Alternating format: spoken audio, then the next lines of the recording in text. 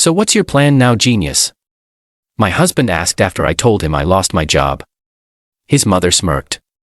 She can go cry in that rotten lake cabin. I left that night. And the next morning a woman I'd almost forgotten knocked on my door. Hey Reddit. Some families don't need to scream to hurt you. They do it with politeness, a tilted smile, and a reminder that everything you have comes from their generosity.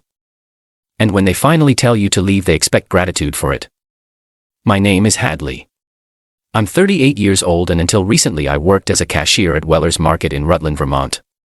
I lived with my husband Sean and his mother Darlene in a modest split-level house on Maple Drive. Sean and I have been married for 12 years. I'd once hoped to start a family. Instead, I ended up playing housekeeper, nurse, and wallet to two people who made it clear I was never really part of the family. It wasn't always like this, or maybe it was and I just didn't notice. I grew up with a distant mother, an alcoholic father, and a grandma who did her best to fill the gaps. Grandma Ruth had a little cabin up by Lake Marlowe. Every summer she'd take me there and say, "Out here no one gets to talk over you." She was the only person who made me feel like I mattered. She passed away 3 years ago and left me the cabin. I hadn't been back since the funeral. Sean called it a rotting shack and Darlene said it was no place for a woman with responsibilities. The day it all cracked started like any other. Fluorescent lights, coupon scanners, and sore feet until I was called into the manager's office at 5:42 p.m. "Hadley, I'm sorry," my boss said, not looking me in the eye. "The store's cutting hours. Your position's being eliminated." Just like that. 12 years of showing up early, covering for late shifts, and working holidays. And I was out. I walked home in a daze. My palms were sweating despite the November cold. But I told myself Sean would understand, that Darlene might at least pretend to care. Instead, when I walked through the door, the television was blaring and neither of them even looked up. "Hey Hadley," Sean said lazily. "We out of chips?" "I lost my job today," I replied, swallowing hard. A beat of silence. Then Darlene let out a dry chuckle. "Well, you always said you needed a break. Guess someone upstairs agreed." Sean didn't even blink. "So no severance?" "No. Nothing." My voice cracked. He sighed. "So what's the plan?" "The plan?" I echoed, dumbfounded. "I mean, rent's due in 2 weeks. You think I can carry us both?" He laughed bitterly, like the idea was offensive. This from a man who hadn't held a job longer than 6 months since our 3rd anniversary. "You don't pay rent," I said. "Your mother's pension covers the mortgage, remember?" "Oh please," Darlene snapped. "That little stipend. You think it covers everything? You eat our food. Use our electricity.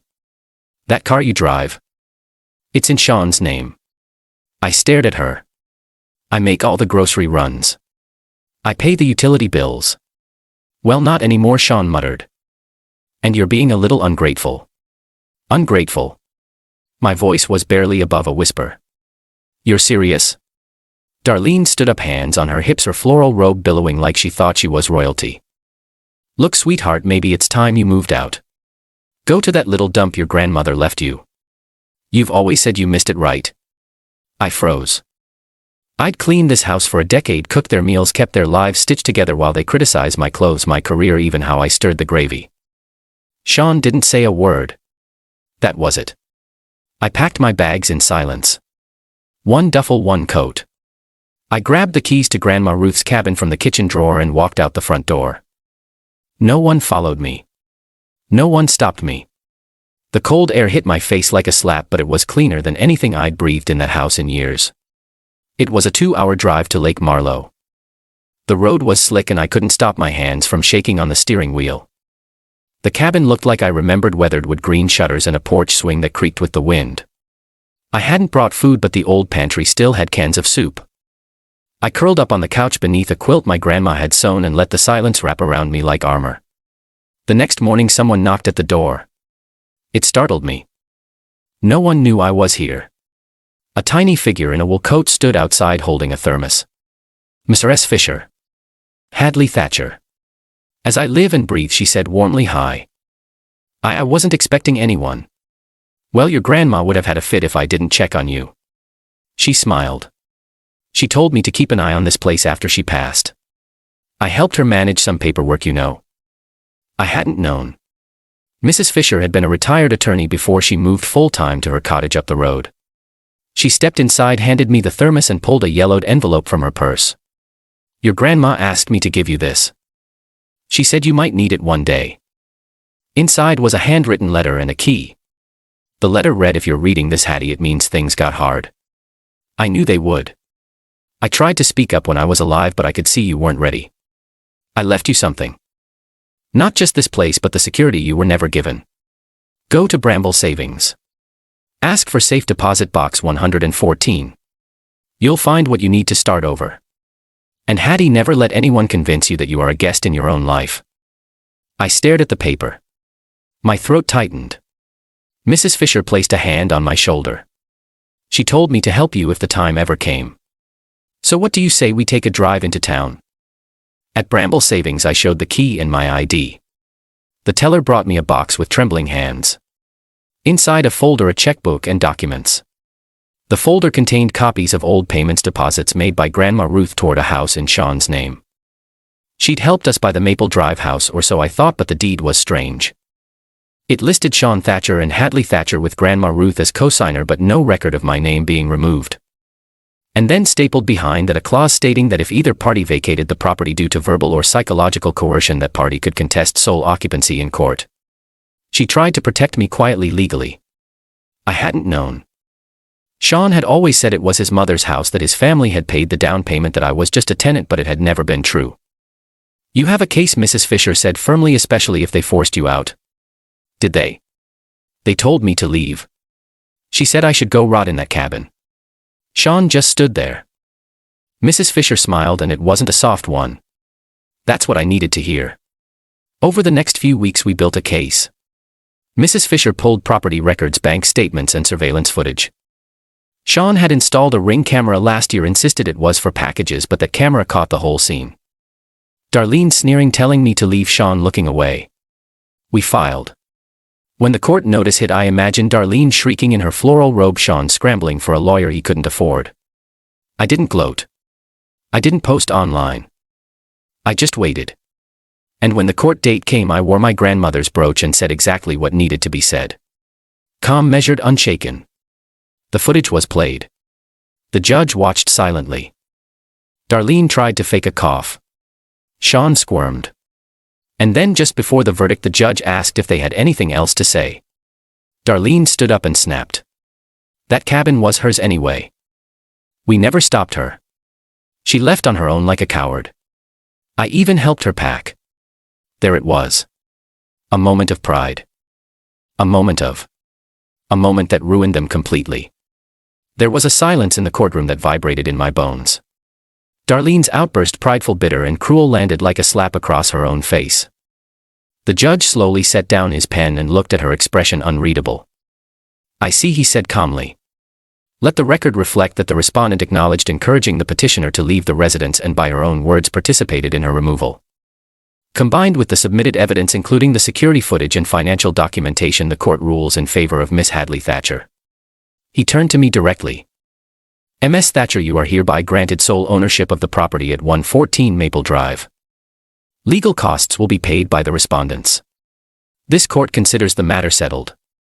I heard Darlene inhale sharply like she'd been slapped. Sean didn't say a word.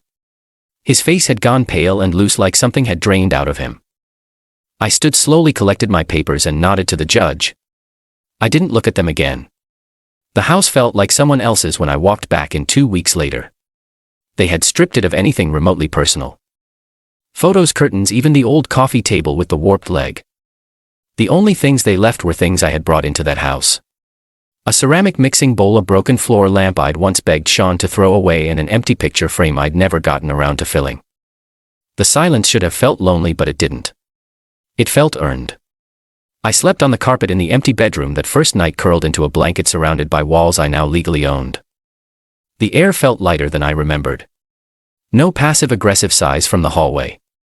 No footsteps stomping across the floor above. No doors slamming when dinner wasn't ready fast enough. Just quiet. And me. The next morning I made a list. Buy a bed, replace curtains, change locks, rip up the dining room carpet that Darlene refused to admit smelled like mildew. I didn't cry. I didn't rage. I just got to work. Mrs. Fisher showed up a few days later with a small orchid and a folder of final legal documents. I thought you might like to do the honor, she said, placing the papers on the kitchen counter. The name Hadley Thatcher stood alone on the new deed. I honestly didn't think this would happen, I admitted. Mrs. Fisher raised a brow. Why not? Because people like them, they usually win or slither away before they can be held accountable. She smiled gently, but there was steel in it. And sometimes they trip on their own tongues. Weeks passed. I replaced one room at a time, painted the walls pale sage and deep blue, sold some jewelry I hadn't worn since my wedding, and bought a refurbished laptop. I enrolled in an online graphic design course and kept my head down. I didn't tell anyone, not out of shame, but because it felt good to finally have something that was mine alone. I didn't hear from Sean, not directly anyway, but our old neighbor Tina caught me one afternoon in the grocery store. I heard they're living in Borough now. In Darlene's basement, she said, lowering her voice like it was a secret. I didn't ask. But Tina went on word as they tried to refinance that house before the court thing got denied. And Sean, he applied for a job at Weller's. I blinked. The one I had. Yep. Didn't get it. I didn't laugh. I didn't even smile. But later that night I sat on my new couch in my new living room with a cup of tea, and I breathed out something that had been stuck in my lungs for over a decade. Spring came fast that year. It felt warmer than usual, like the world had been holding its breath and finally exhaled. I drove out to Grandma Ruth's cabin for the first time since December. It still stood strong, worn around the edges but solid. The lake shimmered behind it like it had been waiting for me. Inside, everything was just as I remembered. Wood-paneled walls, faded crocheted blankets, a jar of marbles on the windowsill. I set down a bag of groceries and opened the windows to air it out. On the kitchen table I placed the letter she'd written. Her words still echoed in my chest. If you ever feel like you have nothing, remember you already have everything you need. Just look a little closer. I ran my fingers over the chipped counter, sat on the porch swing, let the silence settle around me like a second skin. And for the first time in years I didn't feel the need to prove anything to anyone. Then came the text. I was sitting on the cabin steps watching a loon drift across the lake when my phone buzzed. The number wasn't saved. Hadley. It's Sean. I know I don't have the right. I've been thinking about everything. I'm sorry. Could we talk? Even just for a minute. I stared at the screen. I read it twice. Then I set the phone down beside me on the step and watched the water. The sun dipped lower in the sky. A breeze came off the lake and brushed across my skin like a memory. I picked up the phone, typed one sentence. I don't live in your world anymore, and hit send.